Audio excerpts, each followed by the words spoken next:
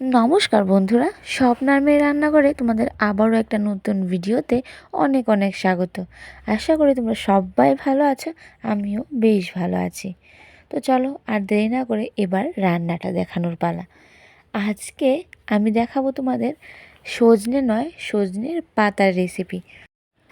তো তার জন্যই কিন্তু আমার বরমশাই সজনে গাছ থেকে সজনের পাতা পেড়ে আমাকে সুন্দর করে বেছে নিয়ে দিয়ে দিল রান্না করার জন্য। তো দেখো, একটা একটা করে সবগুলো সজনে পাতায় কিন্তু আমার বরমশাই আমাকে বেছে দিয়েছে, আর আমি ভালো করে ধুয়ে রোদে কিছু সময় শুকিয়ে নিয়েছি। তো চলো এবার হচ্ছে রান্না দেখানোর পালা।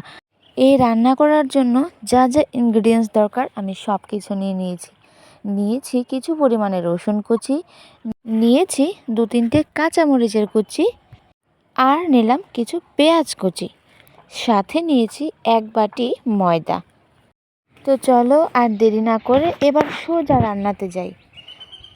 প্রথমেই সজনে পাতাগুলো একটা বাটিতে নিয়ে নিয়েছি, আর ওই সজনে পাতার মধ্যেই দিয়ে দিলাম পেঁয়াজ কুচিগুলো, তারপর দিয়ে দিলাম রসুন কুচিগুলো, এখন দিয়ে দিলাম কাঁচামরিচ কুচিগুলো, তারপর দিয়ে দিলাম ময়দা। এখন একটা একটা করে যা যা লাগবে সব কিছুই দেওয়া শুরু করলাম। দিয়ে দিলাম অল্প একটু লবণ, দিয়ে দিলাম হলুদ, তারপর দিলাম অল্প একটু কালো জিরে, তারপর দিলাম অল্প একটু জিরের গুঁড়ো। জিরের গুঁড়োটা একটু পরিমাণে বেশি দিলাম, কারণ পাতার পরিমাণটা একটু বেশি ছিল। তারপর দিয়ে দিলাম অল্প একটু চিনি, স্বাদটাকে খুব সুন্দর একটা ব্যালেন্সিং আনার জন্য। তারপর এখন আমি দিয়ে দিলাম অল্প একটু গরম মশলার গুঁড়ো। তারপর এই বড়াটাকে আরেকটু টেস্টি করার জন্য আমি দিয়ে দিলাম 2টো পনির খুব সুন্দর করে গ্রেট করে। মোটামুটি আমার হাতের কাছে যা যাই ছিল আমি সব কিছু দিয়ে দিয়েছি। এখন আমি সবগুলোকে ভালোভাবে হাতের সাহায্যে মিক্স করে নিচ্ছি।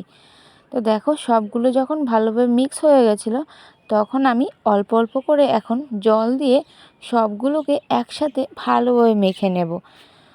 আমি জলটা কিন্তু অল্প অল্প করে দিয়েছি, বেশি করে একবারে দিলে কিন্তু মাখাটা তেমন বেশি ভালো হবে না। তাই আমি অল্প অল্প করে জল দিয়ে আগে ভালো করে সবগুলো জিনিসকে একসাথে মেখে নিচ্ছি। তোমরা হয়তো এই মাখাটা দেখেই বুঝে নিতে পেরেছো আমি আজকে কি রান্না করতে চলেছি। তো চলো, মাখা তো কমপ্লিট, এখন হচ্ছে গ্যাস ধরিয়ে কড়াইটা গরম করার পালা। তো চলো, কড়াইও গরম হয়ে গেছে, এখন আমি দিয়ে দিলাম অল্প একটু তেল। ওই তেলের মধ্যেই আমি দিয়ে দিলাম 2টো শুকনো মরিচ। আমার এই রেসিপিটার সাথে 2টো শুকনো মরিচ বা কাঁচামরিচ যাই বলো, বেশি ভালো লাগে শুকনো মরিচ, তাই আমি 2টো শুকনো মরিচ তেলের মধ্যেই ভেজে নিয়েছি। ভেজে নামিয়ে সাইডে রেখে দিলাম। যখন খাবো তরকারিটা বা যখন এই খাবারটা খাবো তখন কিন্তু এই ভাজা মরিচ দিয়ে খেলে ভীষণই ইয়ামি লাগে। তো তারপর কিন্তু আমি তেলের মধ্যে এক এক করে বড়ার শেপে কিন্তু আমি দিয়ে দিচ্ছি। হ্যাঁ, আজকে আমি তোমাদের রান্না করে দেখাচ্ছি সজনে পাতা দিয়ে সুন্দর একটা মুচমুচে বড়া। তো এক এক করে আমি বেশ কয়েকটা কিন্তু বড়া শেপ করে কড়াইতে দিয়ে উল্টে পাল্টে ভেজে নিচ্ছি। যখন 2 সাইডেই কিন্তু ভাজা হয়ে গেছে তখন আমি একটা একটা করে বড়া আর একটা প্লেটের মধ্যে নামিয়ে নিলাম। বড়া হতে না হতেই কিন্তু পাপায়ের বায়না যে আগে ওকে বড়া দিতে হবে, তাই একবার কিছু সংখ্যক বড়া আগে ভেজে আগে পাপাইকে দিলাম টেস্ট করার জন্য, আর সাথে বললাম একটা শুকনো মরিচ কামড় দেবে কিনা। ও মরিচ দেখেই পুরো চোখ কিন্তু পুরো ড্যাব ড্যাবে করে বড় করে নিয়েছে। তো ছাড়ো, ওকে দিয়ে তারপর আমি আবারও কিছু মেখে রাখা ডো ছিল, ওই ডোটাকেও সেম পরিমাণে বড়ার আকারে ভেজে নিলাম। তো মোটামুটি কিন্তু আমার রান্নাটা কমপ্লিট, এখন শুধু বড়াগুলো ভাজা হওয়ার পালা। তো প্রায় সবগুলো বড়া কিন্তু আমি ভেজে নিয়েছি, আর এখন তোমাদের দেখাবো যে বড়াগুলো ভেজে নেওয়ার পর দেখতে কীরকম লাগছিল। আর সাথে আমার কড়াই এবং আমার ঘরের ডেকোরেশনটা কিন্তু তোমাদের সবাইকে দেখিয়ে দিলাম। তো চলো এবার যে বড়াগুলো আমি এখন ভাজলাম সেই বড়াগুলোকেও কিন্তু এখন নামিয়ে নিয়েছি। এবার হচ্ছে লাস্ট ডেকোরেশন তোমাদের সাথে শেয়ার করা। আর এই যে দেখো ফাইনাল লুক আজকের রেসিপির কীরকম লাগলো জানাবে নিশ্চয়ই। তোমাদের কমেন্ট দেখতে আমার ভীষণই ভালো লাগে।